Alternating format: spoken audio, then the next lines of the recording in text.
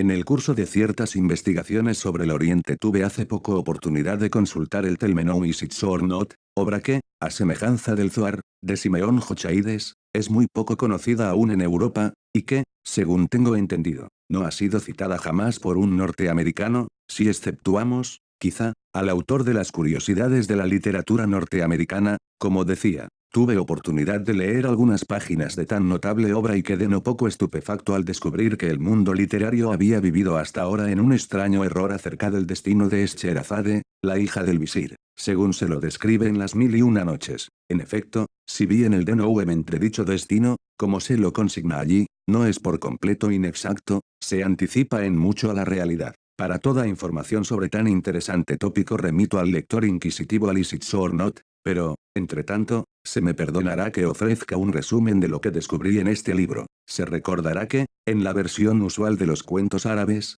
un califa a quien no faltan buenas razones para sentirse celoso de su real esposa, no solo la condena a muerte, sino que hace solemne promesa por su barba y el profeta, de desposar cada noche a la más hermosa doncella de sus dominios y de entregarla a la mañana siguiente al verdugo. Luego de cumplir al pie de la letra su promesa durante varios años, con una puntualidad y un método que le valen gran renombre como persona de mucha devoción y buen sentido, cierta tarde se ve interrumpido, en sus plegarias, sin duda, por la visita de su gran visir, a cuya hija se le ha ocurrido una idea. La joven en cuestión se llama Scheherazade, y la idea consiste en que redimirá el país del asolador impuesto a la belleza que pesa sobre lo que perecerá en la empresa como corresponde a toda heroína. De acuerdo con su plan, y aunque no estamos en año bisiesto lo cual hace más meritorio su sacrificio, Scheherazade envía a su padre, el gran visir, para que ofrezca su mano al califa. Este la acepta rápidamente, pues estaba dispuesto a tomarla de todos modos, y solo aplazaba la cosa por el miedo que tenía al visir,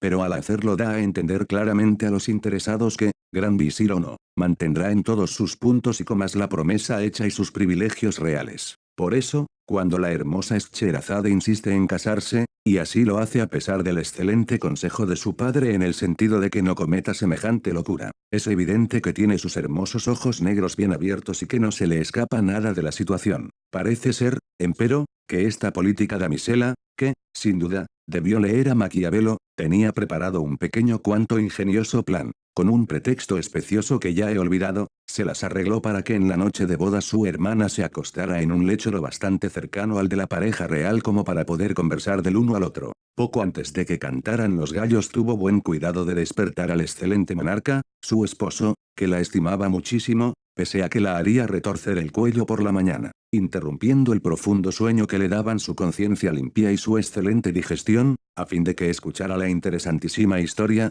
creo que sobre una rata y un gato negro, que estaba contando en voz muy baja a su hermana. Cuando salió el sol, sucedió que la historia no había terminado todavía y que Scheherazade no podría terminarla por la sencilla razón de que ya era tiempo de que se levantara y ofreciera su cuello al estrangulador, cosa muy poco preferible a la de ser ahorcada, aunque ligeramente más gentil. Lamento decir que la curiosidad del califa prevaleció sobre sus sólidos principios religiosos, induciéndolo a posponer el cumplimiento de su promesa hasta la mañana siguiente, con intención y esperanza de enterarse por la noche que había ocurrido al final con el gato negro, pues creo que era negro, y la rata. Llegada la noche, no solo Scheherazade dio la pincelada final al gato negro y a la rata, que era azul, sino que, antes de darse cuenta de lo que hacía, se vio arrastrada por el intrincado desarrollo de un relato concerniente, si no me engaño, a un caballo color rosa con alas verdes, que se movía violentamente gracias a un mecanismo de relojería, al cual se daba cuerda con una llave color índigo.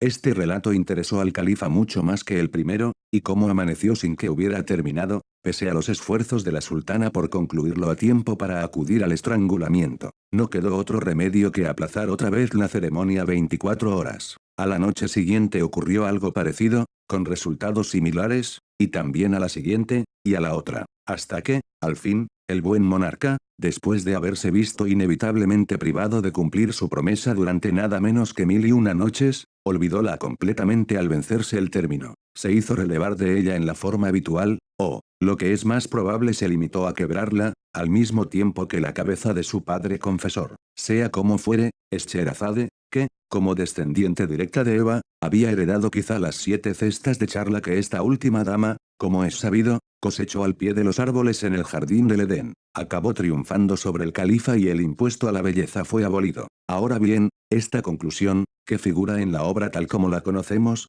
es indudablemente muy justa y agradable, pero, como tantas cosas, es mucho más agradable que verdadera. Debo a Lisitsor la rectificación de este error. Lemieux dice un proverbio francés Estlen du bien, y al mencionar que Scheherazade había heredado las 7 cestas de la charla, hubiera debido agregar que las puso a interés compuesto hasta que llegaron a ser 77. Querida hermana, dijo en la noche 1002, transcribo literalmente los términos de Lisitsor. Ahora que este pequeño inconveniente de la estrangulación ha desaparecido, junto con el odioso impuesto, me siento culpable de una gran indiscreción por haberos ocultado a ti y al califa, quien, lamento decirlo, está roncando, lo cual no es propio de un caballero. La verdadera conclusión de la historia de Sinbad el marino. Este personaje pasó por muchas otras e interesantes aventuras aparte de las que os he contado, pero, a decir verdad, aquella noche me sentía un tanto soñolienta y preferí abreviar mi relato. Un infame proceder, del cual espero que Alá me perdone, pero aún no es demasiado tarde para remediar mi negligencia y, tan pronto haya pellizcado un par de veces al califa y éste se despierte lo bastante como para cesar sus horribles ruidos, procederé a narrarte, y también a él, si así lo desea, la continuación de esta notable historia. La hermana de Scheherazade, según noticias de Lisitsor, no se manifestó demasiado entusiasmada ante esta perspectiva, pero el califa, luego de recibir suficientes pellizcos, terminó por interrumpir sus ronquidos y finalmente dijo Hunt, y luego Ejem, con lo cual la reina comprendió, por cuanto se trataba indudablemente de palabras árabes, que el monarca era todo atención y que trataría de no seguir roncando. La reina, repito, reanudó sin perder más tiempo la historia de Sinbad el marino. Por fin, cuando ya era viejo, contó Scheherazade, y Sinbad hablaba por su voz, después de gozar de muchos años de tranquilidad en mi hogar, me sentí poseído una vez más por el deseo de visitar países lejanos, y un día, sin advertir a mi familia de mis intenciones, preparé algunos fardos de mercancías que aliaban la riqueza al poco bulto y, enganchando a un mozo de cuerda para que las llevara, bajé con ellas a la costa para esperar algún navío que quisiera sacarme del reino, rumbo a alguna región que no hubiera explorado todavía. Luego de dejar los fardos en la arena, nos sentamos bajo los árboles y miramos el océano, esperando percibir algún navío, pero durante varias horas no vimos ninguno. Me pareció por fin que oía un extraño sonido, entre zumbido y murmullo, y el mozo de cuerda afirmó que también él lo oía. No tardó en hacerse más intenso, y crecía en forma tal que no podíamos dudar del rápido acercamiento del objeto que lo provocaba. Por fin, en la línea del horizonte distinguimos una mota negra que aumentaba rápidamente de tamaño hasta convertirse en un enorme monstruo, nadando con gran parte del cuerpo fuera del agua. Avanzó hacia nosotros a una velocidad inconcebible, levantando enormes masas de espuma con el pecho e iluminando la parte del océano por el cual avanzaba con una larga línea de fuego que se extendía hasta perderse en la distancia. Cuando aquello se nos acercó, pudimos verlo con toda claridad. Su largo era comparable al de 3 árboles entre los más altos, y su ancho semejante a la gran sala de audiencias de vuestro palacio, o el más sublime y magnífico de los califas. Su cuerpo no se parecía en nada al de los peces ordinarios, sólido como de roca, era de un negro azabache en toda la extensión que sobresalía del agua, a excepción de una angosta faja rojo sangre que lo circundaba por completo. El vientre, oculto por el agua, pero que veíamos por momentos cuando el monstruo subía y bajaba entre las olas, hallábase totalmente cubierto de escamas metálicas, cuyo color semejaba el de la luna con tiempo neblinoso. Su lomo era chato y casi blanco, y de él surgían hacia lo alto 6 espinas de una altura casi igual a la mitad de su largo. Aquella horrible criatura no tenía boca visible, pero para compensar este defecto se hallaba provisto de 20 ojos por lo menos, que sobresalían de las órbitas como los de la libélula verde y se distribuían alrededor del cuerpo en 2 hileras, una sobre otra, paralelamente a la franja rojo sangre que parecía una especie de ceja. 2 o 3 de aquellos espantosos ojos eran mucho mayores que los demás y daban la impresión de ser de oro macizo. Aunque, como he dicho, la bestia se nos acercaba con enorme rapidez, parecía movida por artes de nigromancia, pues no tenía aletas como las de un pez, ni patas membranosas como un pato, ni alas como la concha marina a quien el viento impulsa como si fuera un barco. Tampoco se contorsionaba para avanzar, como la anguila. La cabeza y la cola se parecían muchísimo, salvo que a poca distancia de esta última había 2 agujeros que servían de narices y por las cuales el monstruo exhalaba un espeso aliento con violencia prodigiosa, produciendo un agudo y desagradable sonido. Grandísimo fue nuestro espanto al contemplar cosa tan horrible. pero pronto se vio superado por el asombro que nos produjo ver sobre el lomo de aquella criatura una gran cantidad de animales de la misma forma y tamaño que los hombres y sumamente parecidos a estos, salvo que no estaban vestidos, como lo está un hombre, sino que la naturaleza parecía haberles proporcionado unas feas e incómodas envolturas que daban la impresión de una tela, pero tan pegada a la piel como para que los pobres infelices tuvieran el aire más ridículo y pasaran por las peores molestias imaginables. En lo alto de la cabeza llevaban una especie de cajas cuadradas que a primera vista hubieran podido pasar por turbantes, pero que, como pronto advertí, eran muy pesadas y sólidas. Supuse entonces que se trataba de dispositivos calculados para mantener, gracias a su gran peso, las cabezas pegadas a los hombros. Noté que todas esas criaturas llevaban unos collares negros, símbolo de servidumbre, sin duda, como los que ponemos a nuestros perros, solo que mucho más anchos y duros, al punto que las desdichadas víctimas no podían mover la cabeza en cualquier dirección sin mover al mismo tiempo el cuerpo, veíanse así condenados a contemplarse incesantemente la nariz, espectáculo tan romo y tan chato como imaginarse pueda, por no calificarlo de espantoso. Una vez que el monstruo hubo llegado junto a la costa donde nos hallábamos, proyectó repentinamente uno de sus ojos hasta muy afuera, emitiendo por él un terrible resplandor de fuego seguido de una densa nube de humo y un estruendo que no puedo comparar con nada por debajo del trueno. Cuando se despejó el humo, vimos a uno de aquellos extraños animales hombres parado cerca de la cabeza de la bestia, con una trompeta en la mano, llevándosela a la boca. No tardó en dirigirse a nosotros con acentos tan broncos, ásperos y desagradables, que hubiéramos confundido acaso con un lenguaje si no hubieran sido proferidos por la nariz. Como no cabía duda de que se dirigía a nosotros, me sentí perplejo y sin saber qué contestar, pues no había entendido una sola sílaba. En esta coyuntura me volví al mozo de cordel, que estaba a punto de desmayarse de terror, y le pregunté qué pensaba de aquel monstruo y si tenía idea de sus intenciones, así como de la naturaleza de los seres que llenaban su lomo. Venciendo lo mejor posible el temblor que lo dominaba, me contestó que había oído hablar de aquella bestia marina, que era un cruel demonio, con entrañas de azufre y sangre de fuego, creado por genios malignos para infligir desgracias a la humanidad, que aquellas cosas que había en su lomo eran sabandijas como las que a veces infestan a gatos y perros, solo que más grandes y más salvajes, y que tenían su razón de ser, por más mala que fuera, ya que a causa de las torturas que infligían al monstruo mediante sus mordiscos y aguijonazos lo llevaban al grado de enfurecimiento necesario para que rugiera y cometiera maldades, cumpliendo así los vengativos y perversos propósitos de los genios malignos. Esta explicación me indujo a salir corriendo a toda velocidad y, sin mirar una sola vez hacia atrás, me interné como una flecha en las colinas, mientras el mozo de cordel corría con no menor celeridad, pero en dirección opuesta, al punto que logró finalmente escapar con mis fardos, que no dudo habrá cuidado debidamente, aunque no puedo ratificar este punto pues no me parece que haya vuelto a verlo jamás. En cuanto a mí, fui perseguido por un enjambre de los hombres sabandijas, que habían desembarcado en botes, hasta que no tardé en ser alcanzado, atado de pies y manos y conducido a bordo de la bestia,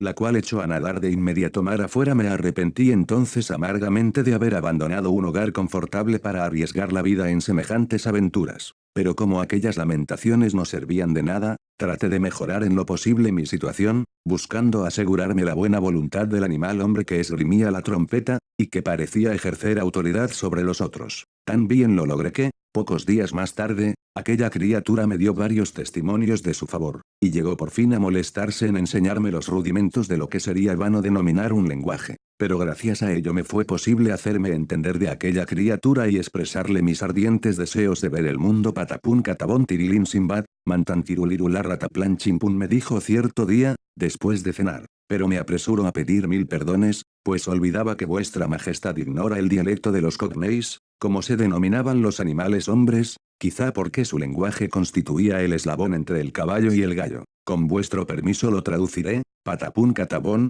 etc., significa, me alegra descubrir, querido Simbad, que eres un excelente individuo. Por nuestra parte, estamos cumpliendo ahora algo que se llama circunnavegación del globo, y ya que tienes tantos deseos de ver mundo, cerraré los ojos y te daré un pasaje gratis en el lomo de la bestia. El Isitzornot declara que, cuando la dama Scheherazade hubo llegado a este punto, el califa se volvió sobre el lado derecho y dijo, ciertamente, querida reina, es muy sorprendente que hayas omitido hasta ahora estas últimas aventuras de Simbad. Sabes que las encuentro tan entretenidas como extrañas. Habiéndose expresado así el califa, según nos cuentan, la hermosa Scheherazade continuó su relato con las siguientes palabras: agradecí su gentileza al animal hombre, dijo Sinbad, y pronto me hallé muy a mi gusto sobre la bestia, que nadaba a velocidad prodigiosa a través del océano, a pesar de que en la parte del mundo donde nos hallábamos, no era plano, sino redondo como una granada, por lo cual puede decirse que todo el tiempo subíamos y bajábamos por él.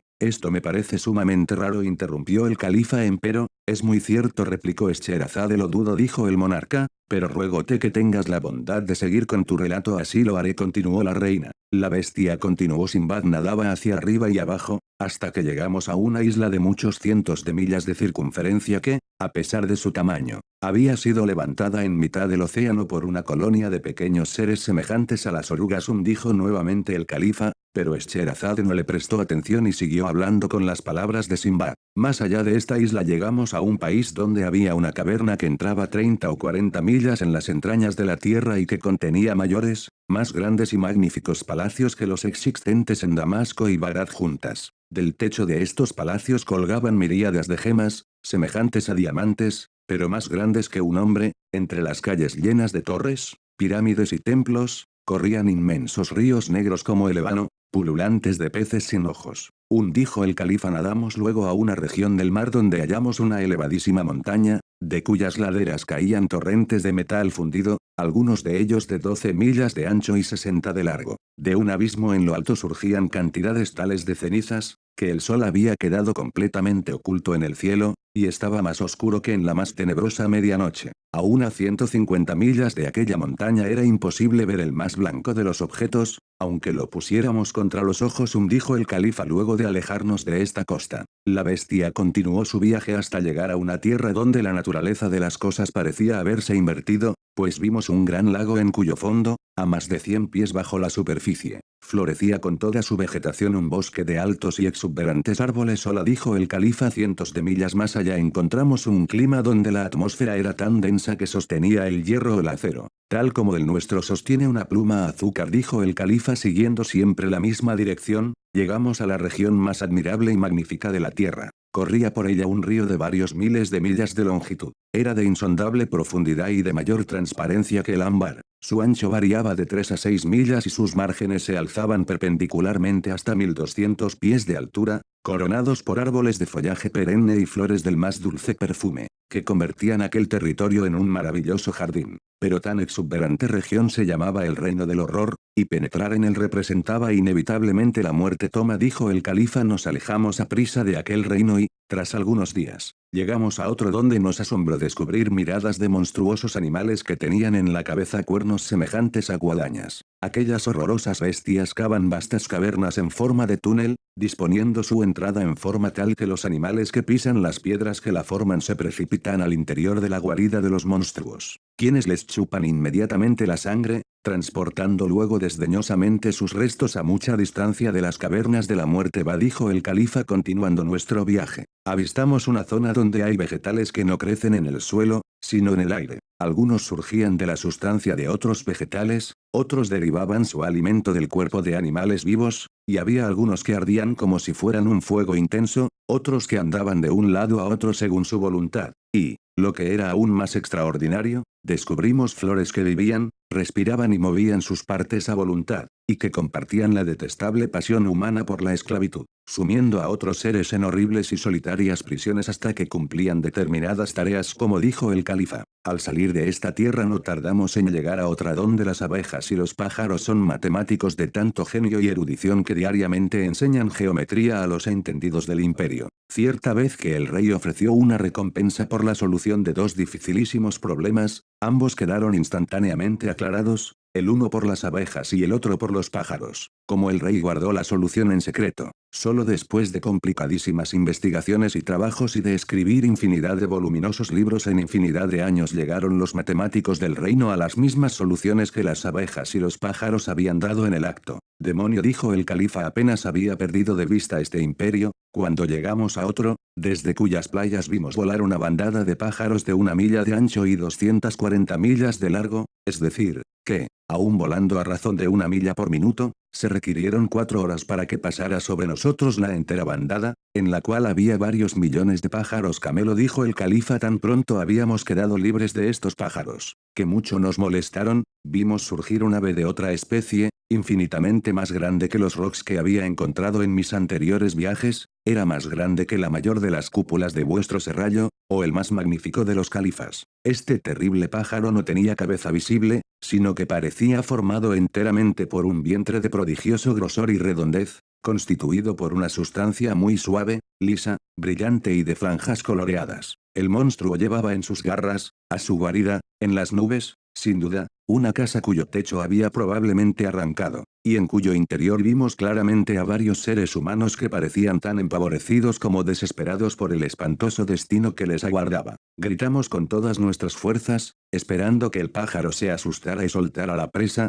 pero se limitó a exhalar una especie de resoplido, como de cólera, y luego dejó caer sobre nuestras cabezas un pesado saco que resultó estar lleno de arena. Cuentos chinos, dijo el califa. Muy poco después de esta aventura encontramos un continente de vastísima extensión y prodigiosa solidez, el cual descansaba enteramente sobre el lomo de una vaca color celeste que tenía no menos de 400 cuernos. 56, esto sí lo creo, dijo el califa, pues he leído algo por el estilo en algún libro. Pasamos por debajo de este continente, nadando entre las piernas de la vaca, y horas después nos encontramos en una región maravillosa que, según me informó el animal hombre, era su propio país, habitado por seres de su misma especie. Esto aumentó muchísimo el concepto que de él tenía y empecé a avergonzarme del desprecio y la familiaridad con que lo había tratado hasta ahora. En efecto, descubrí que los animales hombres constituían una nación de grandes magos que vivían con la cabeza llena de gusanos, los cuales sin duda servían para estimularlos con sus dificultosos retorcimientos y coletazos, a fin de que alcanzaran los más asombrosos grados de imaginación.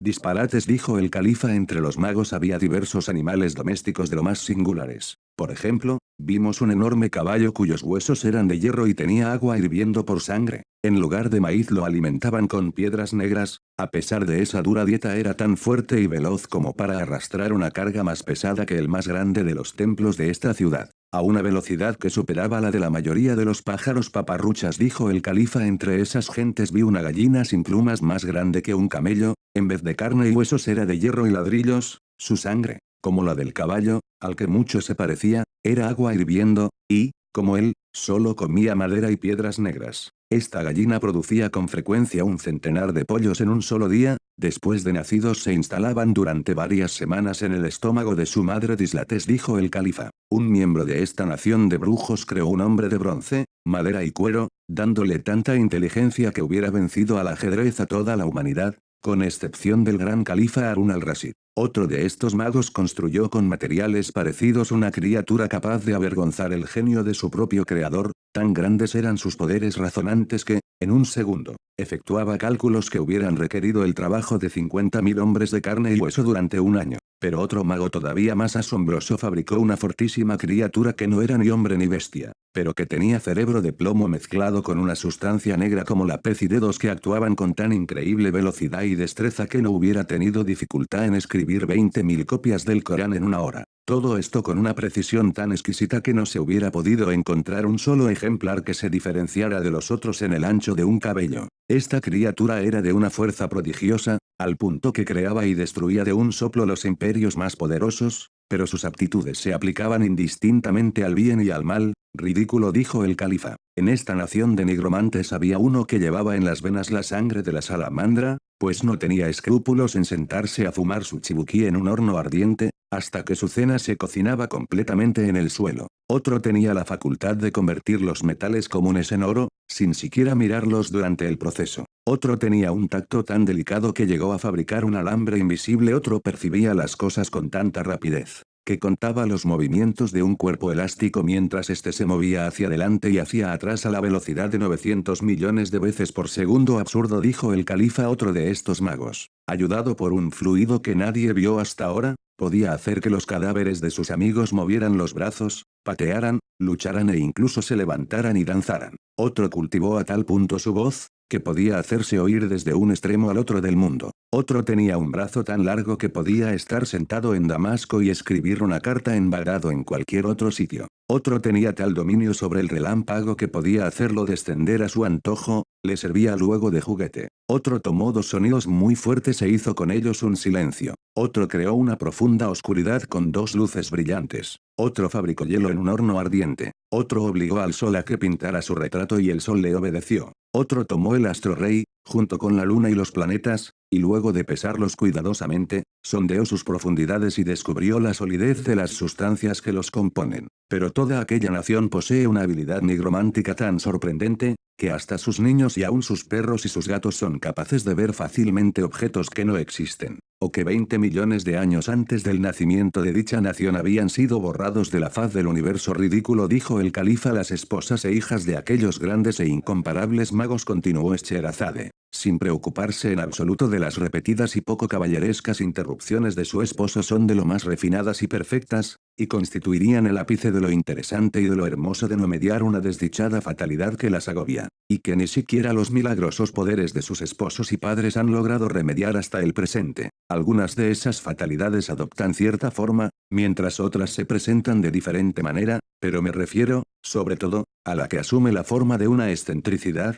Una que, preguntó el califa. Una excentricidad, dijo Scheherazade. Uno de los genios malignos que continuamente tratan de hacer daño indujo a tan perfectas señoras a creer que aquello que denominamos belleza natural consiste en la protuberancia de la región donde la espalda cambia de nombre. Les hicieron creer que la perfección de la hermosura se halla en razón directa con el volumen de dicha parte. Dominadas por la idea, y aprovechando que los almohadones son muy baratos en ese país, se ha llegado a un punto en que ya resulta difícil distinguir a una mujer de un dromedario. Detente, exclamó el califa. No puedo ni quiero soportar semejante cosa. Me has dado ya una terrible jaqueca con tus mentiras. Noto, además, que está amaneciendo. ¿Cuánto tiempo llevamos casados? Mi conciencia empieza a atormentarme. Y, además, ese asunto de los dromedarios. Me tomas por imbécil. Lo mejor que puedes hacer es ir a que te estrangulen. Según me entero por el Isitzornot, estas palabras ofendieron y asombraron a Scheherazade, pero, como sabía que el califa era hombre de escrupulosa integridad y poco sospechoso de faltar a su palabra, se sometió resignadamente a su destino. Mucho se consoló, mientras le apretaban el cordón en el cuello, pensando que gran parte de su historia quedaba todavía por decir, y que la petulancia de aquel animal de su marido le estaba bien aplicada, pues por su culpa se quedaría sin conocer muchas otras inimaginables aventuras.